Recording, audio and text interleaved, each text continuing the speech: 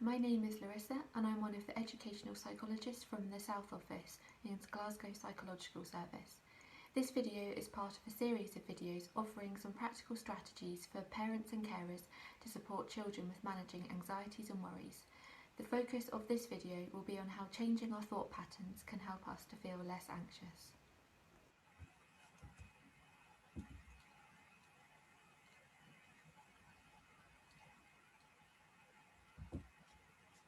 Our thoughts are linked to our feelings and behaviours. If we can change the thought, we can change both the feeling and behaviour. This approach is based on the cognitive behavioural model and recognises that many of our anxious thoughts are often irrational. Helping children to make the link between a situation or thought and how that has made them feel can help them to feel that the emotions they are experiencing are not so uncontrollable or random, often what children are communicating through the behaviours we are seeing. Whilst this approach is one of the most helpful ways we can support children, we also need to be mindful that it would not be the most appropriate in situations when children and young people's thoughts are not irrational, for example, a pandemic. However, with anxieties around the pandemic, this approach can help children to widen their perspectives.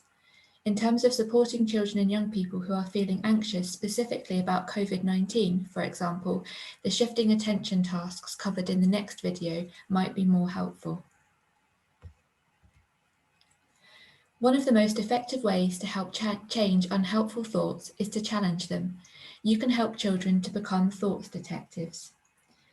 This is about taking our unhelpful thought, so the example we have here is I'm useless at everything, and finding evidence for and against that thought.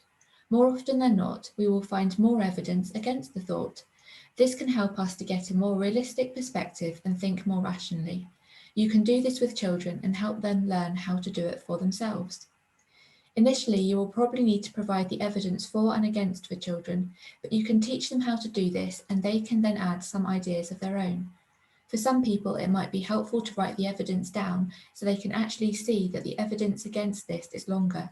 For others, just a conversation might be enough. Once you have got the evidence for and against, you can take this one step further, particularly with older children and young people, and ask them what's a more rational thought they could have.